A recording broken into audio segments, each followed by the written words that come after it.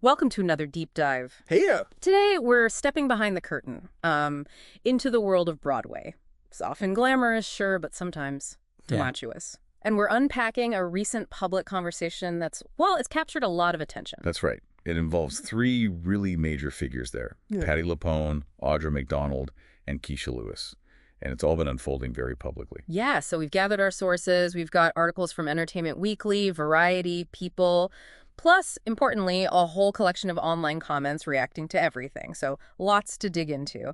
Our mission, as always in these deep dives, is to, navigate these sources, understand the sequence of events, look really closely at the different perspectives, and maybe explore what this public disagreement tells us about the culture, the dynamics within theater, and maybe even bigger things about public figures and accountability today. Definitely. It touches on a lot. Okay, let's unpack this then. So, digging into the sources, it looks like this whole thing really sparked from some specific comments Patti LuPone made.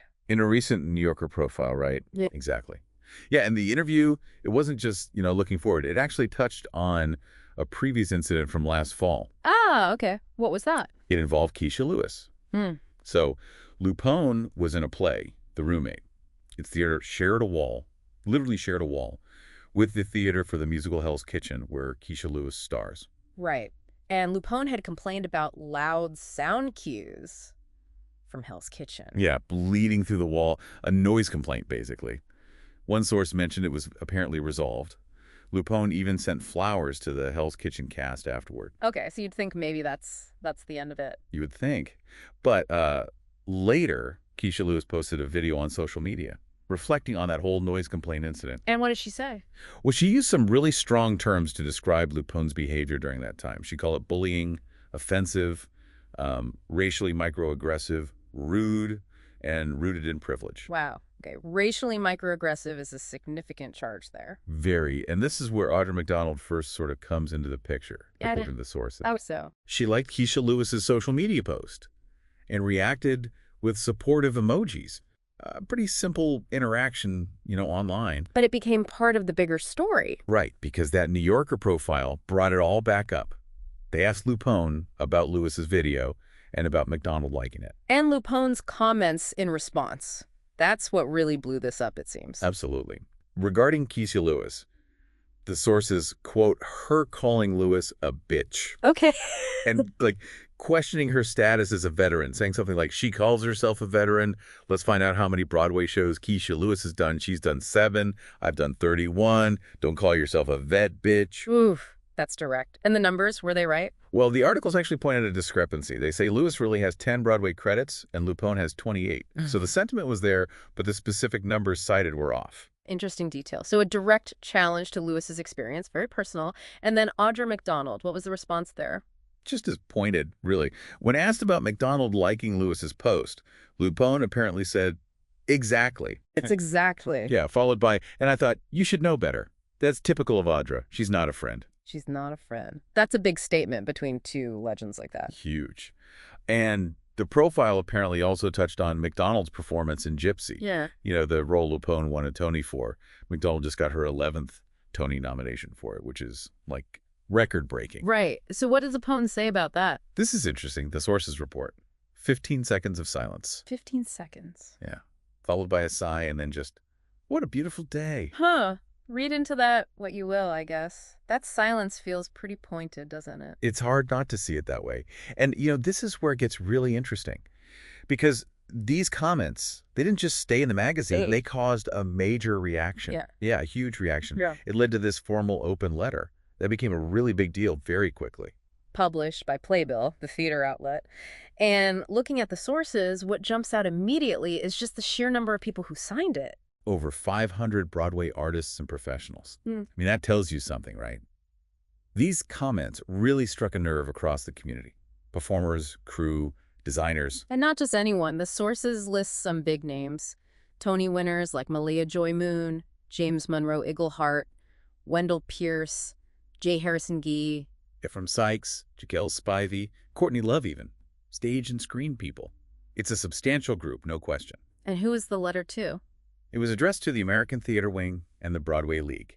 Basically, the organizations behind the Tony Awards and running Broadway itself. So the powers that be And the language in the letter, what did the sources say about that? It sounds like it was strong. Extremely strong. Phrases like deeply inappropriate and unacceptable. They called LuPone's language degrading and misogynistic, Okay. and specifically a blatant act of racialized disrespect. That phrase is key, you see. It connects back to Lewis's earlier description and frames it as more than just insults. It ties it to race and gender dynamics. Right. So elevating it beyond a personal dispute. Exactly. They labeled the comments bullying and harassment, said the behavior is emblematic of the microaggressions and abuse that people in this industry have endured for far too long. Wow. So they're explicitly saying this isn't just about LuPone, it's a symptom of a bigger problem. Precisely. The letter framed it as a public affront to the values of collaboration, equity, and mutual respect. And this line really stood out. This is about more than one person. It is about a culture, a pattern, a persistent failure to hold people accountable. That's a powerful critique of the industry itself. And they didn't just condemn, they had demands. What did they ask for? They asked the wing and league to take immediate action. Specifically, they wanted anyone making remarks like these barred from the Tonys. Barred from the Tonys, that's major. Yeah, and that participation in big events should depend on conduct that reflects, community values. They wanted real consequences. And the letter stated its intent. Yeah, the sources say the stated intent was not to punish, but to protect artists like McDonald and Lewis, positioning it as a defense mechanism. Gotcha. Protecting the community. And one source, Variety, drew a comparison that really highlights the seriousness. They mentioned the NFL fining the Commanders and banning Dan Snyder, or Will Smith being banned from the Oscars after the slap. Right. And they basically asked, why should Broadway hold itself to a lower standard? Why isn't there similar accountability for prominent figures there? That comparison really puts the pressure on, doesn't it? It frames it as a question of industry standards. Okay, so that's the open letter.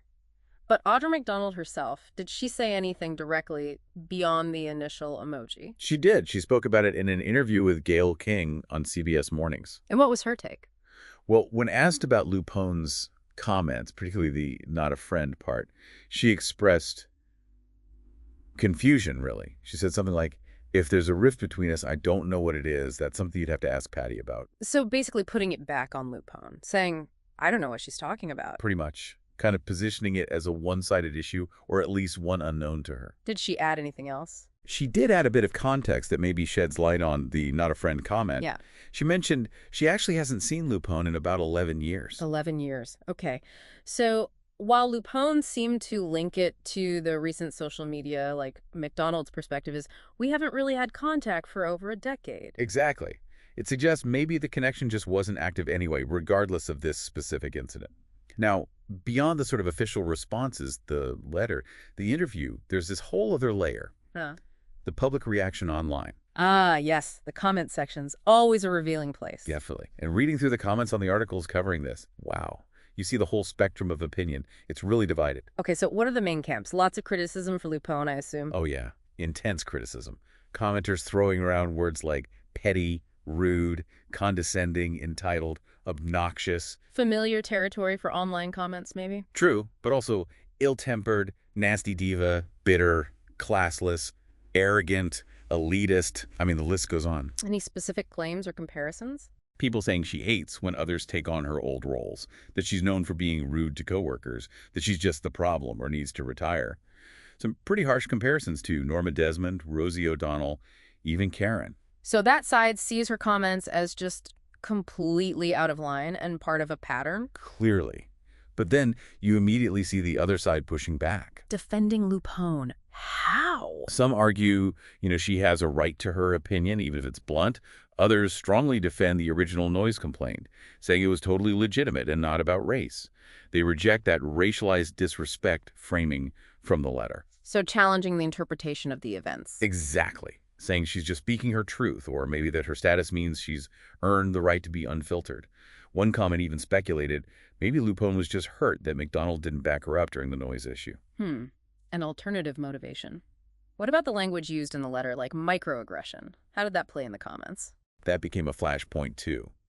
Some commenters dismissed terms like microaggression and privileged outright, calling them overused or tired tactics, basically saying they don't apply here. Interesting. So the debate extends to the language used to describe the conflict. Any criticism aimed at Lewis or McDonald in these comments? Some, yeah, arguing they overreacted, maybe Lewis to the initial complaint or McDonald by weighing in with just an emoji. Some comments just sort of dismiss the whole thing as plenty of petty drama, like a plague on all their houses. Right. And does it broaden out? Do people talk about the industry itself? They do. You see debates about whether stars are supposed to be nice, if this is all just junior high stuff, discussions about entitlement in theater and this whole idea of the diva. Is that behavior expected or excused? And given it's LuPone and McDonald, I bet there's talk about their careers. Oh, absolutely. Lots of comparing talent, legacies, Tony counts, personal preferences for their performances, often used to kind of bolster an argument for or against their behavior in this specific spat. And finally, any speculation on why LuPone said what she said? What were people guessing? All sorts of things. Was she campaigning against McDonald for the Tony? Trying to sell a book? Or maybe, as some suggested, just an older person who, doesn't hold back anymore? Lots of trying to read her mind. So it's clear from the sources, the initial profile, the big open letter, McDonald's reply, and especially these varied online reactions, this is about way more than just three individuals. Definitely. It taps into much bigger questions. Like what? What are the deeper layers here? What makes you ask about the pressures and expectations on these huge stars, right? Especially women who have been famous for decades.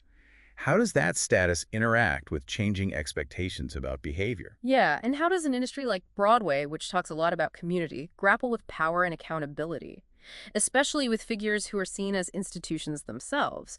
When do comments cross a line from opinion to harm, according to the community? And the differing interpretations are crucial. You have the letter framing it as racialized disrespect, connecting back to Lewis's experience. Then you have others saying, no, the noise complaint was separate. This isn't about race. How do we understand why people see the same events so differently? That divergence is really at the heart of it. Absolutely. And you can't ignore the role of social media and public opinion in all this.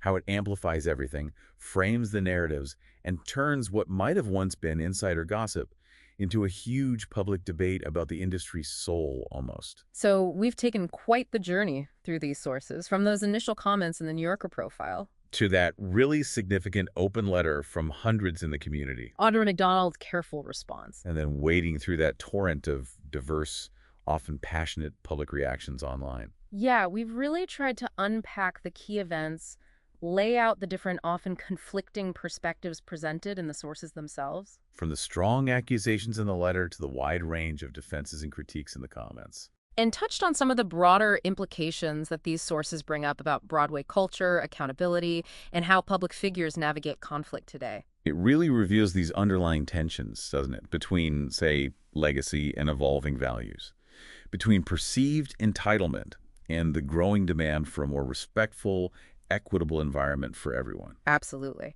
And maybe a final thought for you, the listener, to consider. How do these public clashes between celebrated figures, blown up by media and online platforms, force all of us artists, industry insiders, audiences, how do they force us to confront these really tricky issues?